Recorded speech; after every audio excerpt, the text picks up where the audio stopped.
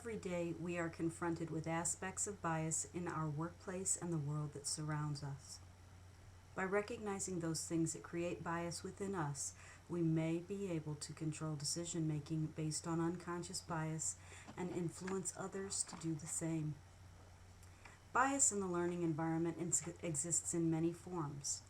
Even the most enlightened parent cannot isolate their child from the societal norms which define race, sex, and disability. Unless we make a conscious effort to learn about and understand the idea of culture and cultural influences on identity development, we may assume that our own beliefs and values are normal, privileging our own cultural identities at the expense of those who hold different beliefs or values. Public schools hold the responsibility to educate all students regardless of their race, ethnicity, gender, national origin, or faith.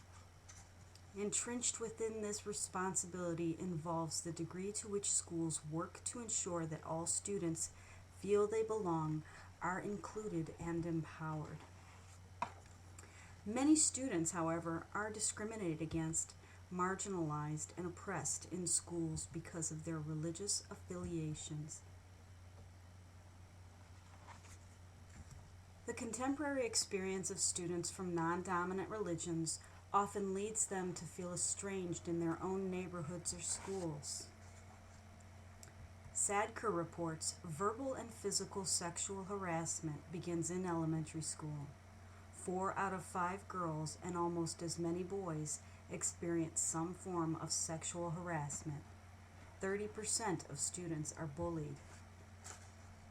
On gender bias, Easterly states, as profound as the transformation of America's consciousness has been during the past 150 years, hidden assumptions about sex and gender remain embedded in cultural discourse, social institutions, and individual psyches that invisibly and systemically reproduce male power generation after generation.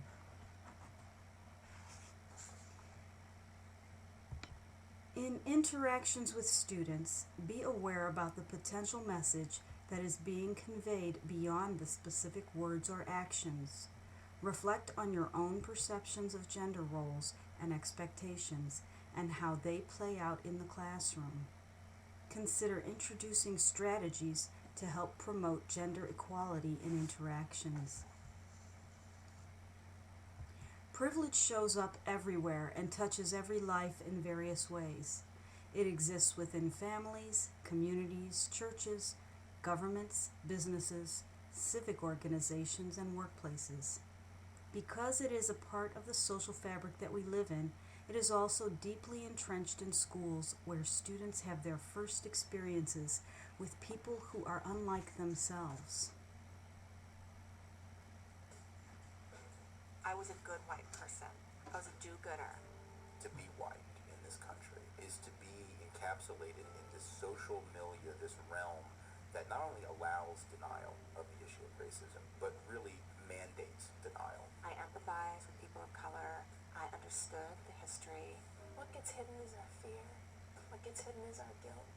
This country was built on the backs of indigenous peoples, on the backs of slaves, and on the backs of Chinese immigrant labor, and we see the same pattern continuing today. I have to know this history because this history is within me. The shame is too deep to look at. Please don't make me look at this. We talk about it as something that happened in the past. Everyone said we don't have a race problem in America anymore, and it festered into the LA riots, and then everyone said, oh, maybe we do have a race problem. Walking down the street, walking in the bank, going to look for a house, buy a car, I got the mask of whiteness. The advantage is always there. We mean well, and yet we don't believe that we have any more work to do on ourselves. We cease looking at ourselves. But Audre Lorde talks about it as the painful and necessary experience of excavating the truth about racism.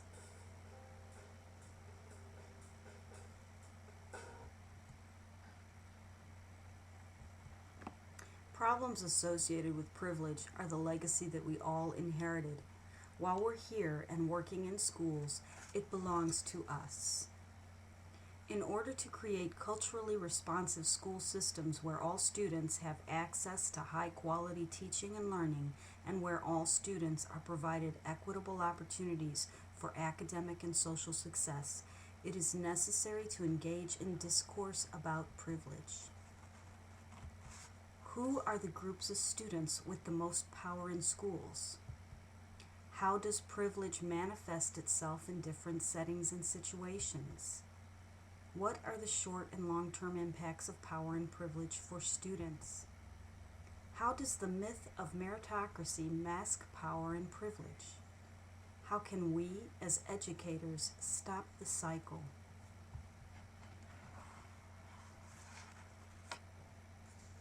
Access refers to both physical and institutional access to learning facilities, resources, and curricular programs to ensure that every student is given equal opportunity to participate in all aspects of education. Strategies to ensure equity and access include ensuring that all students are given access to resources and have opportunities to achieve the same high standards. Give high-need students the extra time, instruction, and resources they need to succeed. Do not reserve rigorous classroom activities for a select few.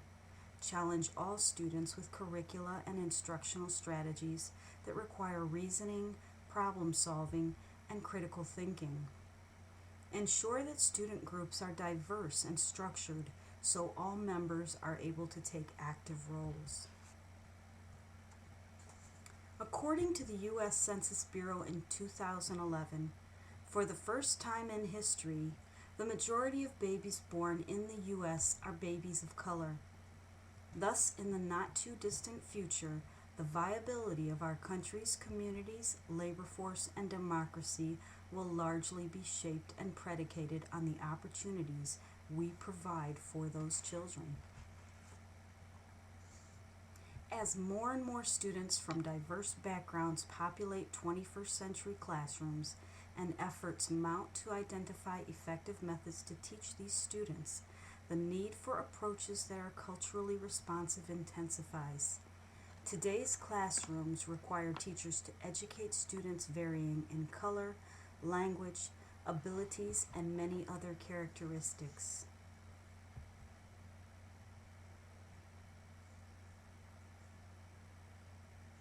I think that the main differences in races are just culture, and it's a clear cultural difference. White folks and black folks are different, period.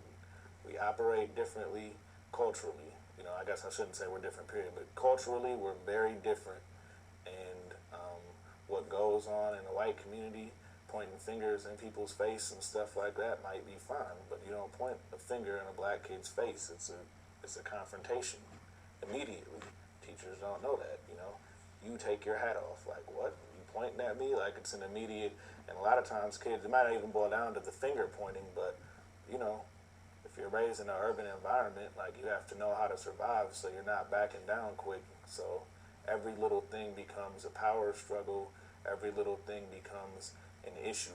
And when you're dealing with people who live in communities that are powerless, the kids need to feel empowered some way. So if it just means that I pissed the teacher off today, I won today, you know. Today I was powerful. Mr. So-and-so or Miss So-and-so is pissed off, and I did that, you know. To meet this challenge, teachers must employ not only theoretically sound, but also culturally responsive strategies. Teachers must create a classroom culture where all students, regardless of their cultural and linguistic background, are welcomed and supported and provided with the best opportunities to learn. For many students, the kinds of behaviors required in school, such as sitting in one's seat and only speaking when called on, and types of discourse contrast with home cultural and linguistic practices. To increase student success, it is imperative that teachers help students bridge this discontinuity between home and school. Culturally responsive teachers and schools facilitate and support achievement of all students. In a culturally responsive classroom, Effective teaching and learning occur in a culturally supported, learner-centered context. In a culturally responsive classroom, the strengths students bring to school are identified, nurtured, and utilized to promote student achievement. The following steps, provided by the National Institute for Urban School Improvement, are intended to help you change yourself and the world around you. Develop cultural self-awareness. Think about the different factors that have influenced your own cultural identity development. How have these factors influenced your beliefs and values? How have beliefs and values changed over time? Why and how? Be aware of cultural values that you hold and understand that others may hold different values. Appreciate the value of diverse views. Think about friends or acquaintances that have different values than yours. Can you understand their point of view? Can you accept that their values are different from yours without judging them to be wrong?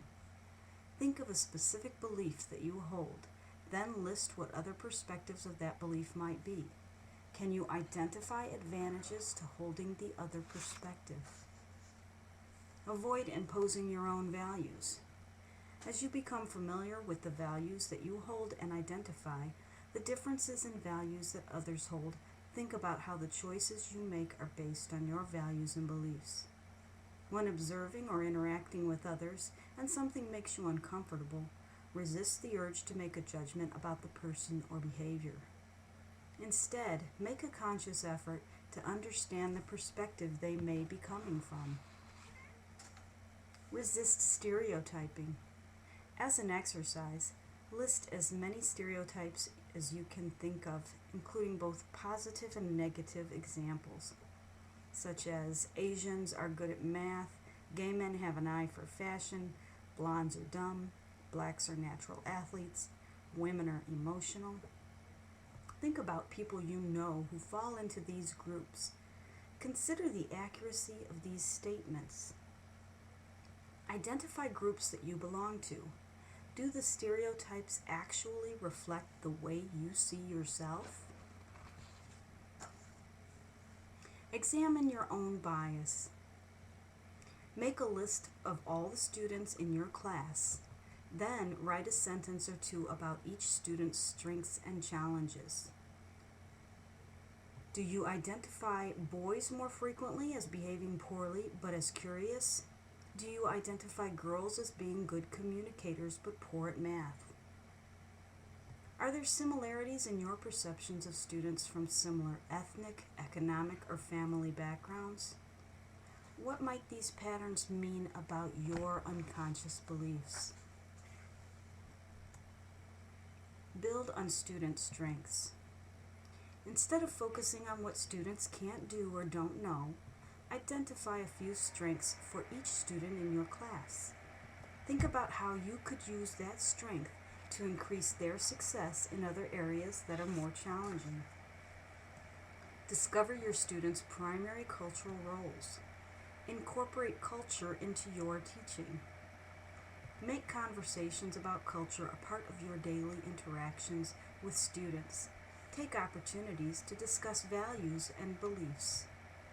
Take time to understand behaviors and develop activities that explore the similarities and differences between students. Learn what you can from others. Visit their celebrations, read information about other cultures, talk with members of another culture. Accept your own naivete. As a culturally responsive individual, forgive your mistakes. We all make them and can only continue to learn from them. Remember that it's not a journey, it's a lifelong process to learn about and appreciate our own and others' cultural values and beliefs.